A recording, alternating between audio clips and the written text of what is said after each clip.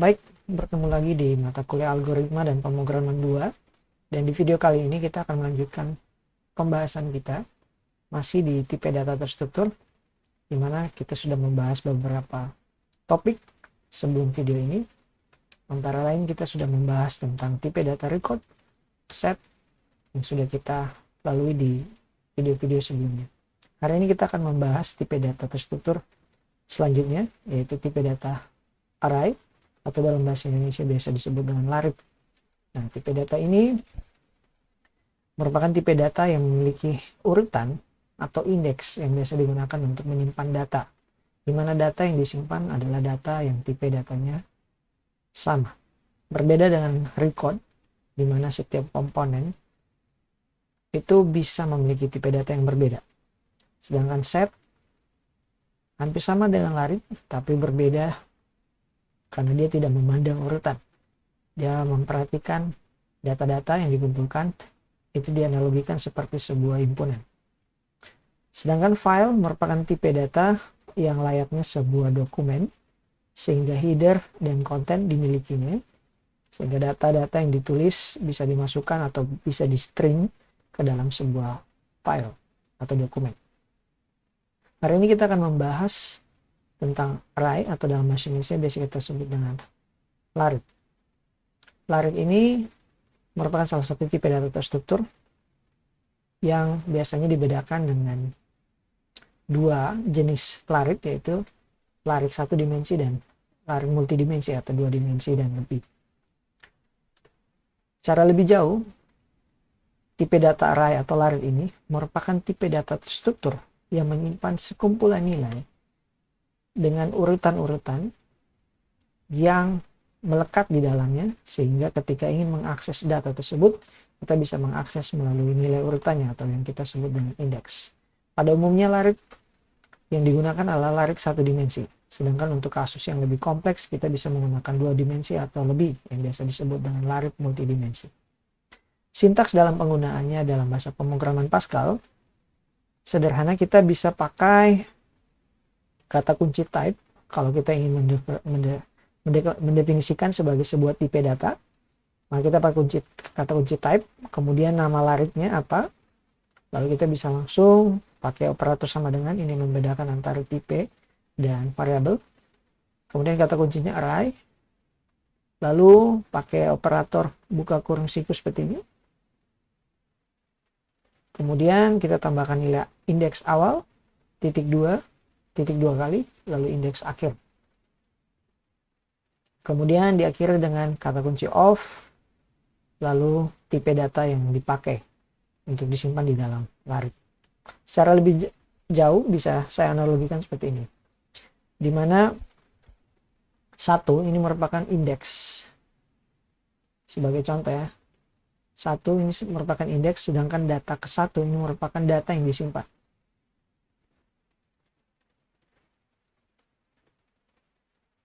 Sehingga untuk mengakses data tersebut kita bisa mengacu pada indeks tempat data tersebut disimpan. Hal ini berlaku untuk semua data hingga data ke n di dalam sebuah larit. Jadi ketika kita ingin mengakses sebuah tipe data, sebuah data di dalam tipe data larit, maka kita cukup mengakses indeksnya. Maka kita akan mengacu pada nilai yang ingin kita tuju. Secara sederhana kita bisa langsung masuk ke contoh. Kita akan membuat sebuah program. Program ini bertujuan untuk menyimpan data mahasiswa, di mana mahasiswa-mahasiswa tadi kita simpan namanya dalam satu tipe data larit yang semuanya memiliki tipe data string. Jadi kita cuma menyimpan namanya. Untuk membuat sebuah larit sama seperti analogi tadi, kita membutuhkan indeks sebagai acuan tempat di mana data itu disimpan di dalam memori di komputer. Nah, indeks tadi tipe datanya adalah bilangan bulat. Kita bisa pakai integer, kita bisa pakai byte, ataupun tipe data bulat, bilangan bulat lainnya. Selanjutnya kita lakukan perulangan untuk melakukan input ke dalam larit tadi. Sama halnya dengan perintah input lainnya. Untuk membuat input kita menggunakan readline, tapi untuk menginput ke dalam tipe data larit kita cukup menggunakan sintaks nama variabel laritnya, ya, nama larit, lalu buka kurung siku, indeksnya. Ini adalah hal yang sama juga ketika kita mau gunakan atau mau kita tampilkan sebagai sebuah output. Kita lakukan hal yang sama, tapi bedanya kalau untuk input kita pakai kata kunci readline, sedangkan kalau untuk output kita pakai kata kunci writeline. Setelah kita input, jadi ini adalah proses kita menginput, input larit.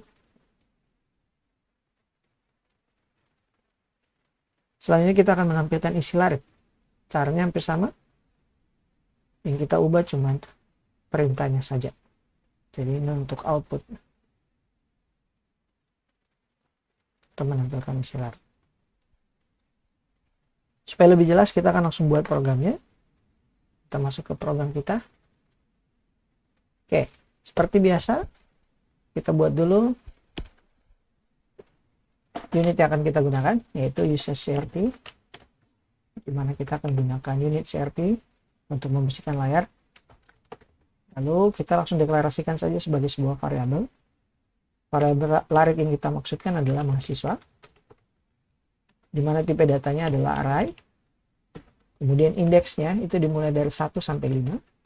Ini bisa kalian ubah atau bisa kita ubah sesuai dengan keinginan kita atau sesuai dengan kasus yang kita ingin selesaikan. Kemudian tipe data untuk menampungnya adalah string. Jadi layaknya sebuah laci, larit ini bisa menyimpan tipe data yang sama. Misalnya laci tadi hanya untuk menyimpan makanan, maka laci tadi itu semuanya isinya makanan. Kemudian untuk mengakses makanan, misalnya makanan jenis A atau jenis B, kita bisa melihat nomor laci mana yang kita ingin akses. Jadi layaknya laci tersebut, array juga memiliki analogi yang sama.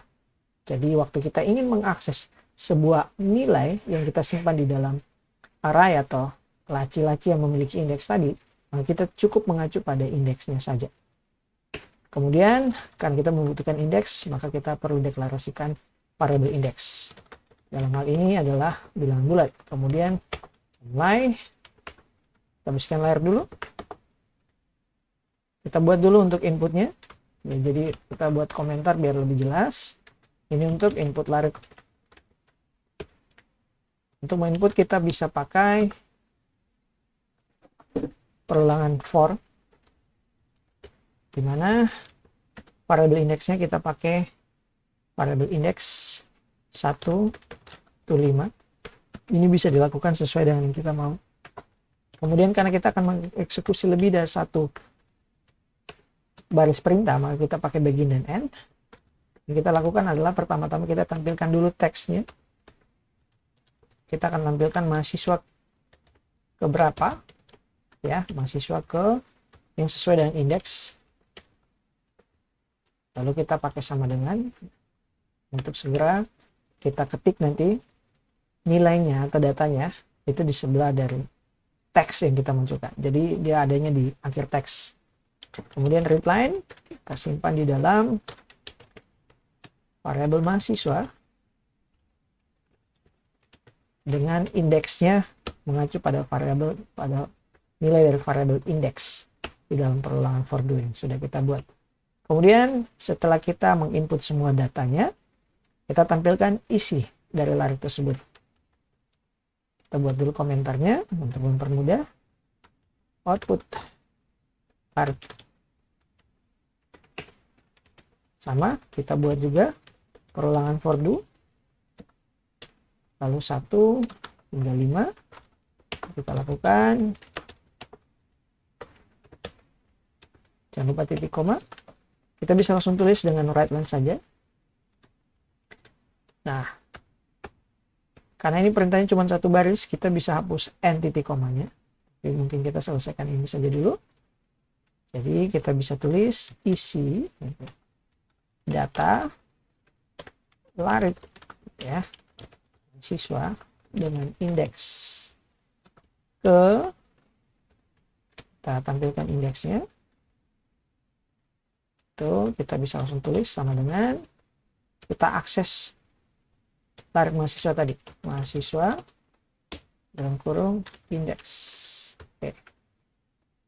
Jika sudah, maka kita bisa read line di bawah untuk menahan layar. Kita bisa langsung coba tekan F9 untuk kompilasi, dan hasilnya sukses atau tidak ada masalah, kita bisa langsung jalankan. Tekan Ctrl F9 untuk melihat hasilnya. Di sini dia akan melakukan perulangan untuk menginput sebanyak 5 kali, karena kita tadi memberikan nilai untuk indeks for perulangannya itu 1 sampai 5, sehingga akan terjadi perulangan sebanyak 5 kali. Mahasiswa ke-1 kita masukkan namanya, misalnya Ariel, ya. Yang kedua, misalnya Leona. Ketiga Rita, misalnya John, lalu George, ya. Setelah data kelima, proses input selesai, kita langsung tampilkan isinya. Untuk menampilkan isinya, tadi kita pakai juga perulangan for do, tapi perbedaannya adalah untuk menampung nilai, kita menggunakan perintah readline. Sedangkan untuk memberikan atau menampilkan nilai dari variabel larik tadi, kita menggunakan perintah larik. Sehingga waktu saya tekan enter, hasilnya adalah dia akan melakukan perulangan sebanyak 5 kali dengan tampilan isi data setiap indeks dari larik mahasiswa. Jadi hasil datanya seperti itu. Nah, untuk menguasai materi ini, ada latihan yang perlu dikerjakan. Latihan tersebut antara lain sebagai berikut. Kita kembali ke slide. Latihannya, buatlah sebuah program untuk mencari nilai maksimum dari 10 buah data yang disimpan di dalam larik. Jadi 10 buah data ini sifatnya fleksibel.